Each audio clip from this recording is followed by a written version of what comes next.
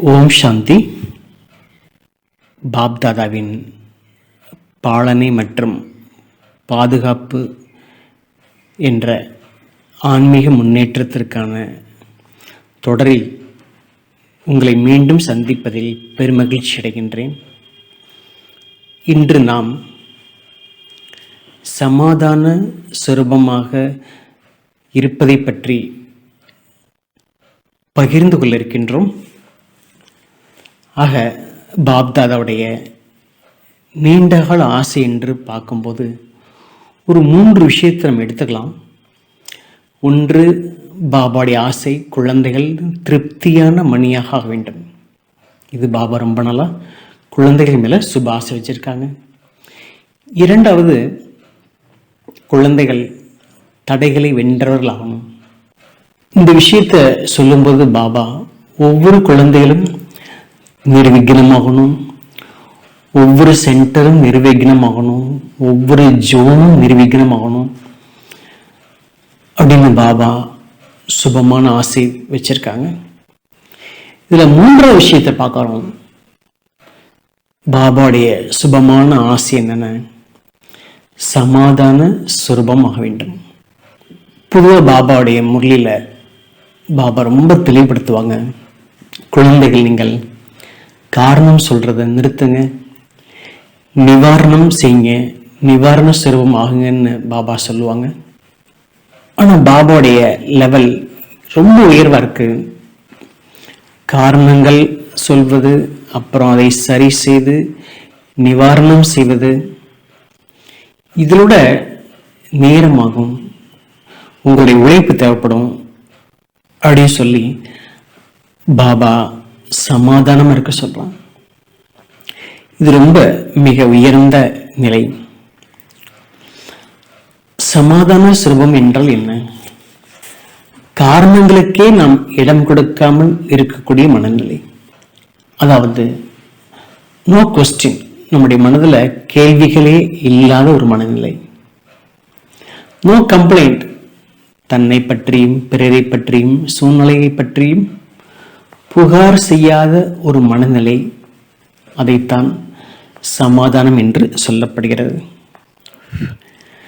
பாபா விரும்புகிறாங்க, குழந்தைகள் நீங்கள் இப்பொழுதே சமாதான சுரூபமாக வேண்டும். என்ன, இந்த உலகம் அப்படிப்பட்ட நெருக்கடியில் இருக்கு, யாருக்கும் யாரும் சமாதானம் கொடுக்க முடியாத சூழ்நிலையில் இருக்கு. ஆனா பாபா என்ன சொல்றாங்க, அப்படிப்பட்ட ஒரு காலம் வரும், உலகத்தை சேர்ந்தவங்க எல்லாரும் உங்கள்கிட்ட வருவாங்க, சமாதானம் வேணும் சொல்லி வேண்டி வருவாங்க. அப்ப அதற்கு நம்ம தயாராகணும். இன்னும் நம்ம இருக்கக்கூடிய யுகம் என்ன அப்படின்னா சங்கமயுகம். இந்த சங்கமயுகத்துக்கு இன்னொரு பெயர் என்னன்னா, ரொம்ப அழகா பாபா சில நேரம் சொல்லுவாங்க, சமாதான யுகம். நம்முடைய நீண்ட காலத்திற்கான பல ஜென்மத்துக்கான எல்லா விஷயங்களுக்கும் சமாதானம் ஏற்படுவது இந்த சங்கமயுகம். அதனாலதான் பாபா சாக்கார முரளியில ரொம்ப அழகா சொல்லுவாங்க, உங்களுடைய நீண்டகால வேண்டுதலை நிறைவேற்றுவதற்கு நான் வந்திருக்கிறேன்னு சொல்லுவாங்க.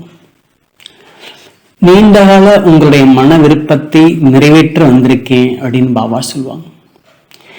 நீண்டகால உங்களுடைய எதிர்பார்ப்புகளை எல்லாம் பூர்த்தி செய்ய வந்திருக்கேன்னு பாபா சொல்லுவாங்க.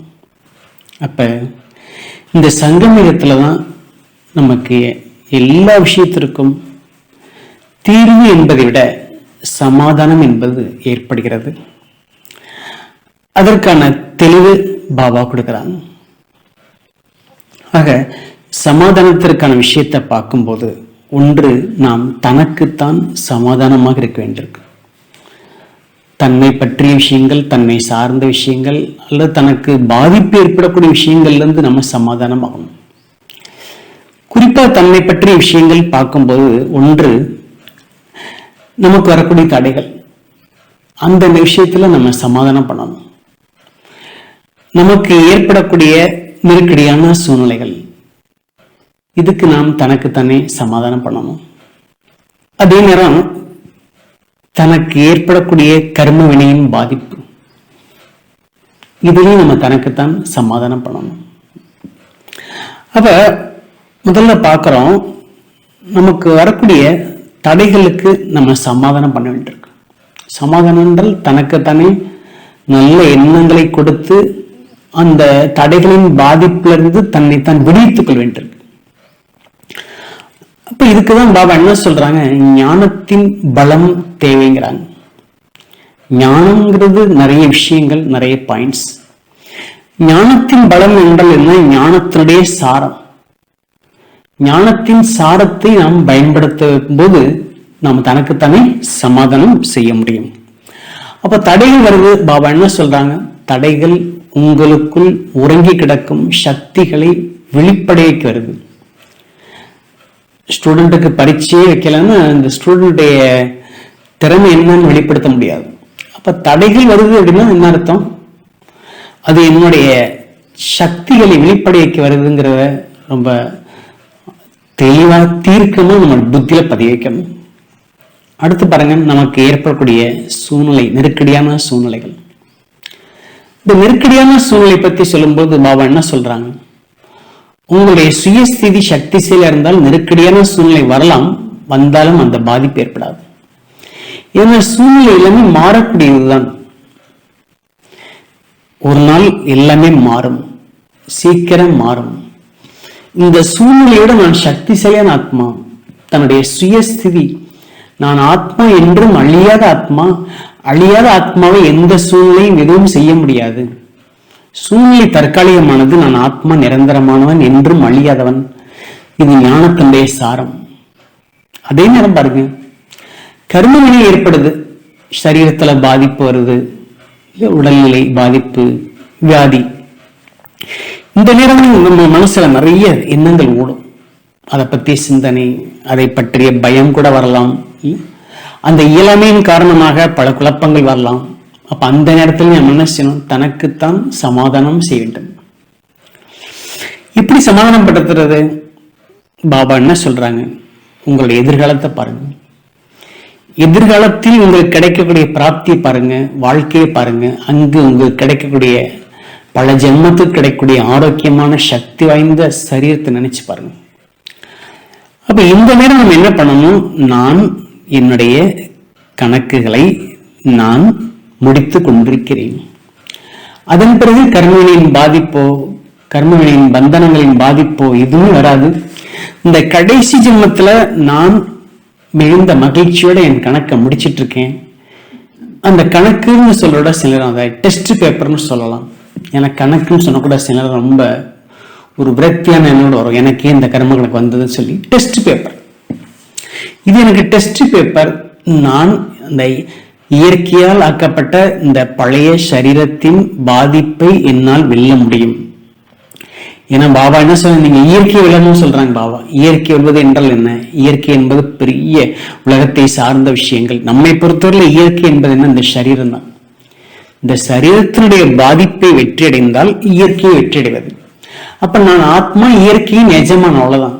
நான் ஆத்மா, இயற்கையின் அதிகாரி, இயற்கையின் எஜமான். அப்படி இருக்கும் பொழுது என்னை இந்த சரீரம் எப்படி பாதிப்படை வைக்க முடியும்? நான் எனது சக்தியின் மூலமாக, ஆத்மாவுடைய சக்தி மூலமாக, பாபாவால் கிடைக்கப்பட்ட சக்தி மூலமாக நான் இந்த சரீரத்துக்கு நான் சக்தி கொடுக்க வேண்டும், சரீரத்தை நல்லபடியாக நிர்வகிக்க வேண்டும், சரீரத்தை நல்லபடியாக காரியத்துல பயன்படுத்த வேண்டும். அப்படி இருக்கும்போது நான் இயல்பாகவே சக்திசாலியான ஆத்மா. இந்த இயற்கையின் பாதிப்பு என்னை ஒண்ணுமே செய்ய முடியாது. நான் என்ன செய்றேன், இயற்கையால் நான் அந்த சரீரத்துக்கு பாபாவால் கிடைக்கப்பட்ட சக்தியை கொடுத்து கொண்டிருக்கிறேன். இதனால் எனது சரீரம் ஆரோக்கியமாக ஆவதன் அனுபவத்தை செய்கின்றேன் என்ற அந்த ஆக்கப்பூர்வமான சிந்தனைகளை கொடுக்க வேண்டும். இவ்வாறு செய்யும் பொழுது படிப்படியா நமக்குள்ள நம்ம என்ன செய்ய முடியும், சமாதானத்தை ஏற்படுத்த முடியும். இரண்டாவது பார்த்தா சம்பந்தங்களில் ஏற்படக்கூடிய பாதிப்பு. சம்பந்தங்களில் ஏற்படக்கூடிய பாதிப்பை அதிலிருந்து நாம் சமாதானம் ஆக வேண்டுமானால் அதுலேயே ஞானத்தினுடைய விஷயங்களை நம்ம அப்ளை பண்ண வேண்டியிருக்கு. இப்போ சமாதானம் சொன்னா காம்ப்ரமைஸ் சொல்றோம், இங்கிலீஷ்ல காம்ப்ரமைஸ், சமாதானம், சமரசமா இருக்கிறது. அப்ப சம்பந்தத்துல பாதிப்பு ஏற்படாமல் சமாதானமாக இருப்பதற்கு அங்கேயும் ஞானத்தினுடைய விஷயங்களை பயன்படுத்துறது. அதுக்கு பார்த்தோம் அப்படின்னா, இந்த பொதுவா அந்த சமாதானம் செய்யறதுக்கு 3வது நபர் வருவாங்க. எப்பவுமே வெளியில இருந்து வருவாங்க. 2 பேருக்கு இடையில பிரச்சனை அப்படின்னா சமாதானத்துக்கு 3வது நபர் வருவாங்க இல்லையா? இங்க நமக்கும் மற்றவங்களுக்கும் சம்பந்தத்தின் அடிப்படையில, கர்மத்தின் அடிப்படையில ஏதோ பாதிப்பு வருது. அந்த பாதிப்பை நம்ம நீக்கணும், அப்ப சமாதானப்படுத்தணும் அப்படின்னா அங்க 3வது நபராக நம்ம யாரை பயன்படுத்தணும் அப்படின்னா டிராமாவுடைய ஞானத்தை பயன்படுத்தணும். இந்த டிராமாவுடைய ஞானத்தை பயன்படுத்தும் பொழுது நமக்கு சமாதானம் ஆகிறது சகஜமா இருக்கும். இந்த டிராமாவுடைய ஞானத்துல சம்பந்தத்துல பயன்படுத்தக்கூடிய முக்கியமான ஒரு விஷயம் என்னன்னா, சாரமான விஷயம், ஒவ்வொரு ஆத்மாவுடைய பாட்டும் தனிப்பட்டது, ஒவ்வொரு ஆத்மாவுடைய கெப்பாசிட்டியும் தனிப்பட்டது, ஒவ்வொரு ஆத்மாவுடைய புரிந்து கொள்ளக்கூடிய சக்தி தனிப்பட்டது, ஒவ்வொரு ஆத்மாவுக்கும் கிடைக்கப்பட்ட நடிப்பு தனிப்பட்டது, ஒவ்வொரு ஆத்மாவுக்கும் நமக்கும் இடையில் புரிந்து கொள்ளக்கூடிய விஷயங்களும் முரண்பாடாகத்தான் இருக்கும் கலியுகத்தின் கடைசியில். இதுல நம்ம என்ன செய்யணும், ஒவ்வொரு ஆத்மாவுடைய பாட்டும் தனிப்பட்டது, அவரவருக்கு கிடைத்துள்ள பார்ட்டை அவரவர்கள் மிகவும் சரியாக செய்து கொண்டிருக்கிறார்கள். அது எப்படி அவங்க தலைகீழால செஞ்சிட்டு இருக்காங்க அப்படின்னு கேள்வி வரலாம். அவர்கள் தலைகீழாக செய்வதை கூட சரியான நேரத்தில் சரியானபடி செய்து கொண்டிருக்கிறார்கள், அவ்வளவுதான். இதுல ஒண்ணுமே செய்ய முடியாது. இந்த டிராமா அக்யூரேட், இந்த டிராமா சத்தியமானது, இந்த டிராமா நிலையானது, இந்த டிராமா நிச்சயிக்கப்பட்ட ஒன்றாக இருக்கிறது. அதனால ஒவ்வொரு ஆத்மாவுடைய பார்ட் தனிப்பட்டது என்பதை புரிந்து கொள்ள வேண்டும். அடுத்தபடியாக அவர்களுடைய விஷயத்தை நாம் மறப்பதற்காக past is past, past is past, முடிந்தது முடிந்து விட்டது, ஒன்றும் செய்ய முடியாது, அவ்வளவுதான். அதன் பிறகு திரும்ப வராது. திரும்ப வந்தால் 5000 ஆண்டுகளுக்கு பிறகு வரும். அப்பொழுது நாம் அதை பார்த்துக் கொள்வோம். அதுவரை அது இந்த விஷயத்தை ஒத்தி வைத்துக் கொள்வோம், போஸ்ட்பான் பண்ணுவோம். சில விஷயத்த கொஞ்சம் ஆறப்படுங்கிறாங்கல்ல, அது நீங்க ஆறப்படல. அவங்க இப்படி செஞ்சிட்டாங்களே, இப்படி செஞ்சிட்டாங்களே, இப்படி செஞ்சிட்டாங்களே, சரி செஞ்சிட்டாங்க விடுங்க. திரும்ப எப்ப செய்வாங்க? 5000 ஆண்டுகள் கழித்து செய்வாங்க. அந்த நேரம் நம்ம பார்த்துக்குவோம், ஒத்தி வச்சிருங்க. அதுக்கு இடைப்பட்ட நேரத்துல மற்ற விஷயத்த பார்ப்போம். இவ்வாறு தனக்குத்தான் சமாதானப்படுத்துங்க.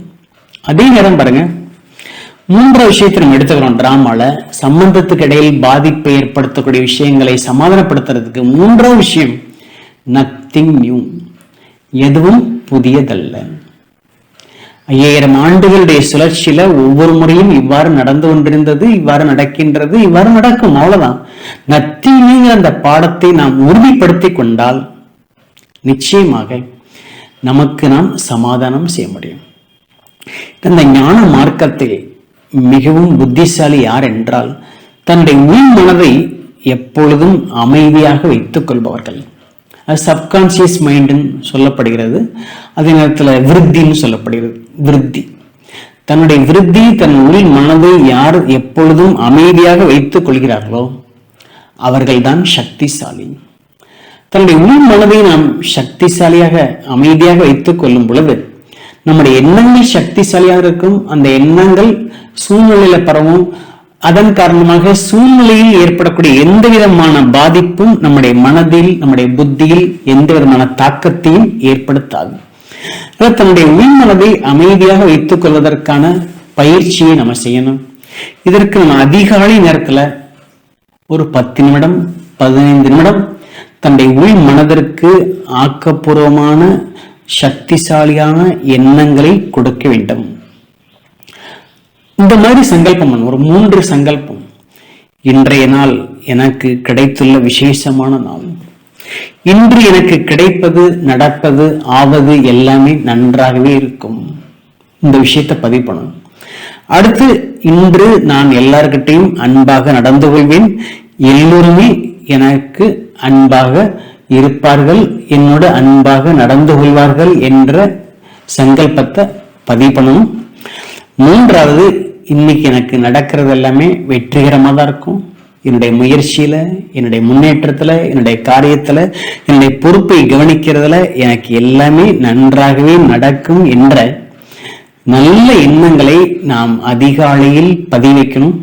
உள்மனதுல இந்த நல்ல விஷயத்த பதிவு செஞ்சிட்டோம் அப்படின்னா ஆட்டோமேட்டிக்கா நம்முடைய சங்கல்பம் அதற்கு ஏற்றவாறு வரும், இயல்பாக வரும். நம்ம சங்கல்பத்தை மாற்ற வேண்டும், திருத்த வேண்டும், நிறுத்த வேண்டும், இந்த போராட்டத்துல நம்ம போறதுக்கான அவசியமே கிடையாது.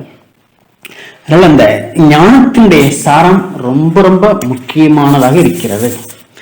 அதே நேரம் சமாதானமாக இருப்பதற்கு ரொம்ப முக்கியமான ஒரு பயிற்சி என்ன அப்படின்னா, ஒரு 3 பயிற்சி. அதாவது சாட்சி ஸ்திதி. நம்முடைய மனநிலையில் நம்ம சாட்சி நிலையில் இருப்பதற்கான பயிற்சியை நம்ம எவ்வளவு நம்ம அதிகப்படுத்துறோமோ அந்த அளவுக்கு மற்ற விஷயத்தினுடைய பாதிப்பு வராது, நமக்குள்ள சமாதானம் என்பது ஏற்படும். இப்படி பாபாவே சாட்சியா இருக்காங்க, எல்லா விஷயத்திலையும் சாட்சியா இருக்காங்க. ஆனா அதே நேரத்தில் பாபா ரொம்ப பொறுப்புணர்வா இருக்காங்க, ஆனா எல்லாத்திலையும் பாபா சாட்சியா இருக்காங்க. அதனால பாபா எப்பவுமே சக்திசாலியா இருக்காங்க.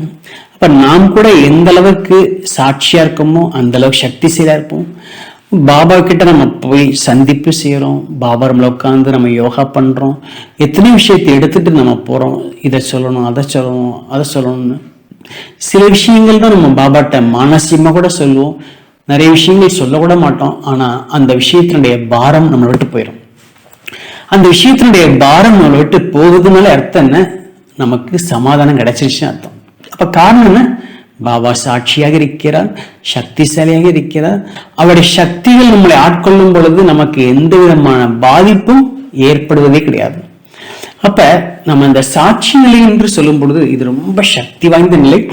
அதே நேரம் பாபாவுடைய மகாவாக்கியம் என்ன, நீங்க சாட்சி நிலையில் இருந்தீங்கன்னா வரக்கூடிய பிரச்சனைகள் உங்களுடைய சீட்டுக்கு அடியில காலடியில உங்கள்கிட்ட சரணடைஞ்சிருமா. நம்ம உயர்ந்த அந்தஸ்துல இருக்கோம் சாட்சிங்கிற சக்திசாலி நிலையில. அப்ப வரக்கூடிய பிரச்சனை என்ன செய்யும், நம்ம கிட்ட சரணடைஞ்சிடும். சரணடைவது என்றால் நம்மளை எந்த விதமான பாதிப்பு ஏற்படுத்தாது, குழப்பத்தை ஏற்படுத்தாது, நம்முடைய மனசுக்குள்ள எந்த விதமான கஷ்டத்தையும் ஏற்படுத்தாது. அடுத்து பாத்தீங்கன்னா 2வது சுபச்சிந்தக். நம்முடைய மனநிலை சுபச்சிந்தக், வெல்விஷர் சொல். நாம் எல்லாருக்காகவும் சுபமான எண்ண அலைகளை பரப்பிக்கிட்டே இருந்தோம் அப்படின்னா ஆட்டோமேட்டிக்கா நம்ம இயல்பாக நம்ம சமாதானமாக இருக்க முடியும்.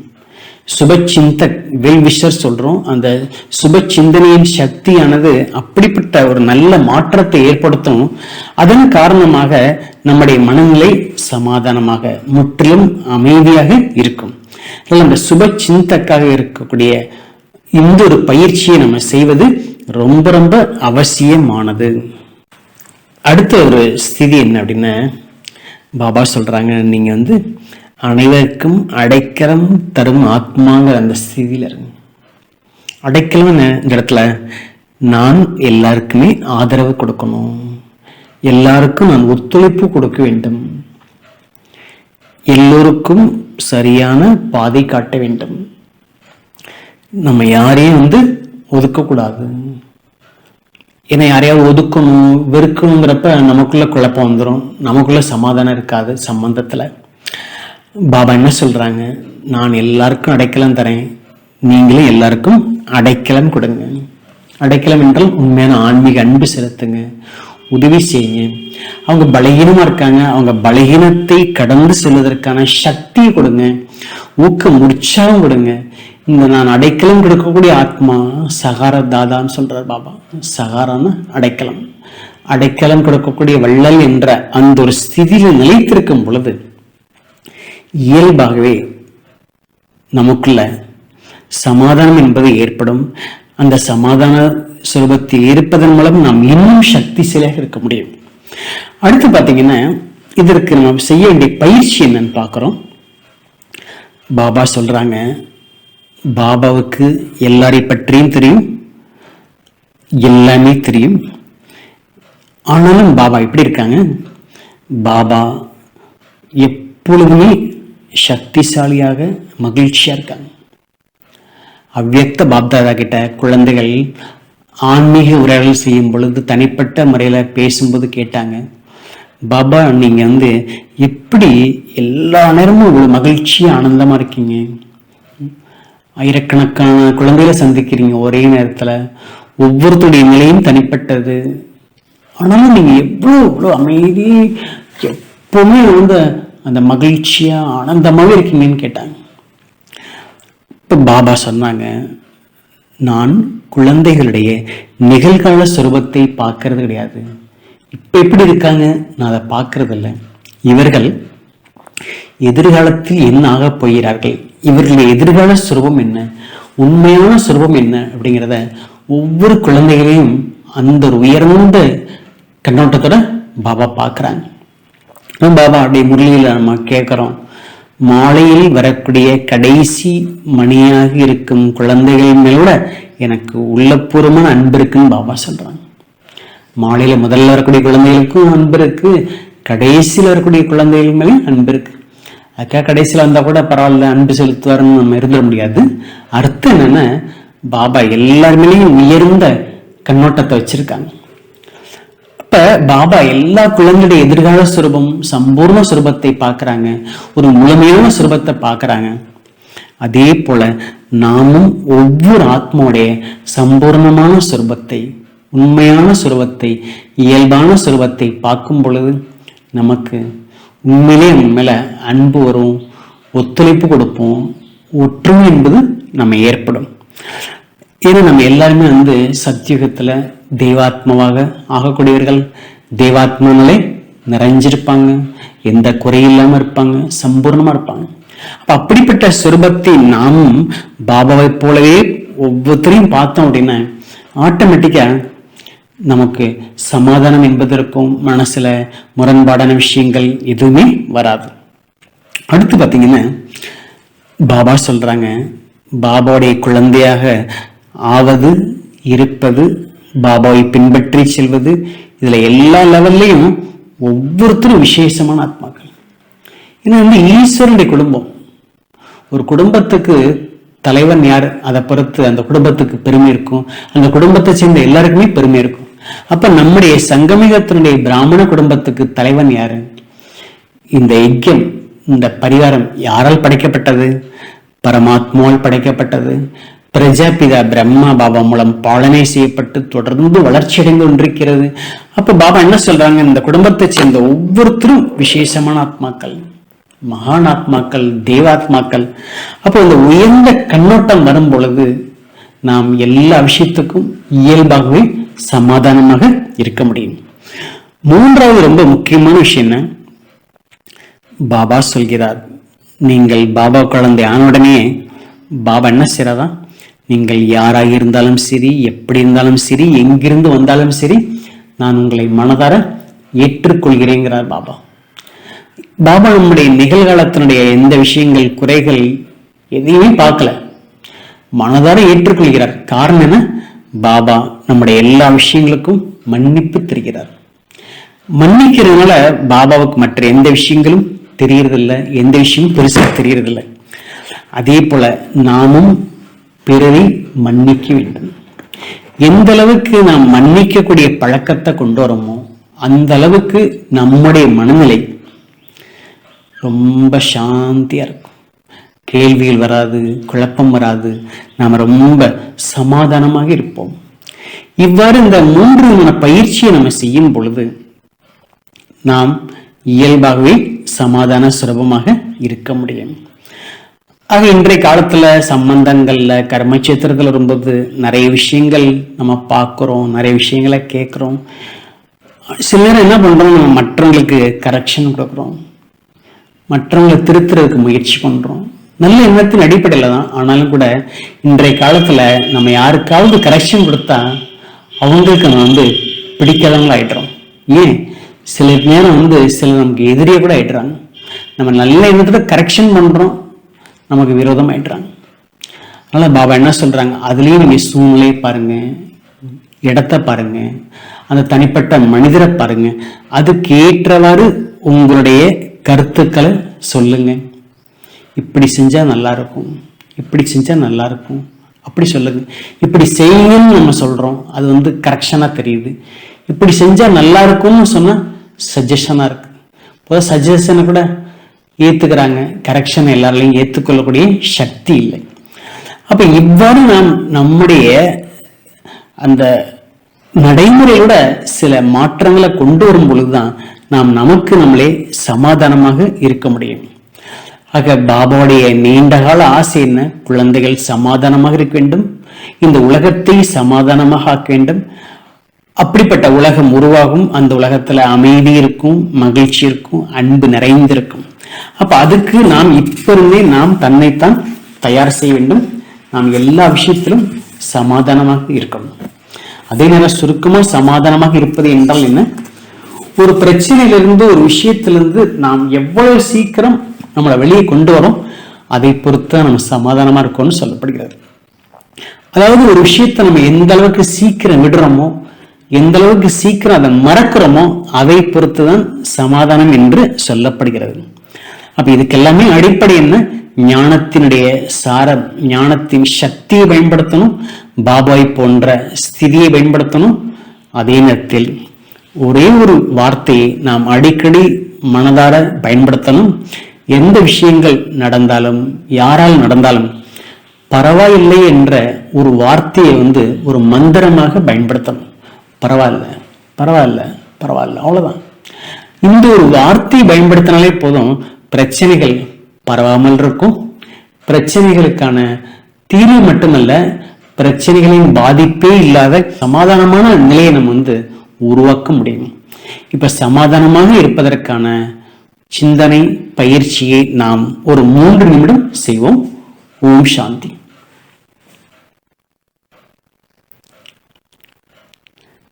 நான் ஆத்மா, நான்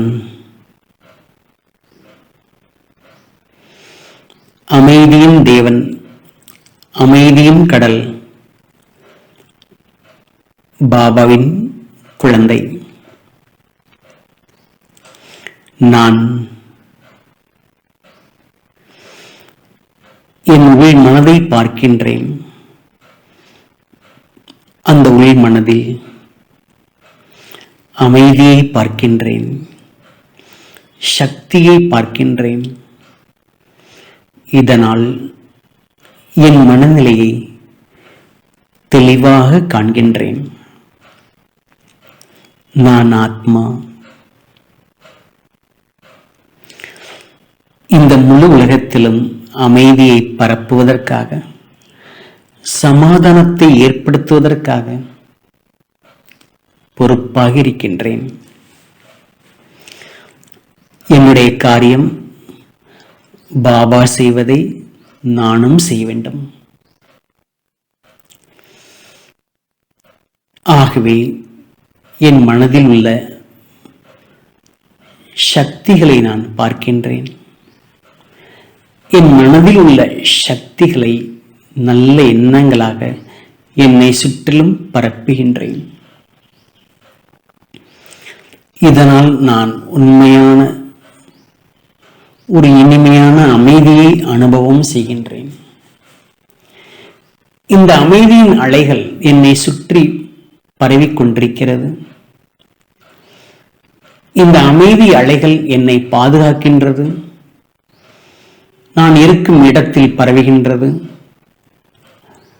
என்னோடு சேர்ந்திருப்பவர்கள், என்னை சந்திப்பவர்களுக்கும் அந்த அமைதியின் நல்ல எண்ண அலைகள் பரவுகின்றது. இதன் காரணமாக அமைதியான மனநிலையோடு நான் ஒவ்வொரு காரியத்தையும் செய்கின்றேன். இந்த அமைதியான மனநிலையில் ஒவ்வொரு விஷயத்திற்கும் சமாதானத்தை ஏற்படுத்தும் சக்தியை பார்க்கின்றேன். என் மனம் கேள்விகள் இல்லாமல் தெளிவாக இருக்கிறது. எந்த விதமான புகார்களும் இன்றி நிறைவான மனநிலையை அனுபவம் செய்கின்றேன். நான் ஆத்மா, அமைதியான ஆத்மா, அமைதியின் தேவன், பாபாவின் அன்பான குழந்தை. நான் சமாதான சுரூபமான ஆத்மா. ஓம் சாந்தி. இவ்வாறு நாம் சமாதானமாக இருப்பதற்கான கவனம் செலுத்துவோம்.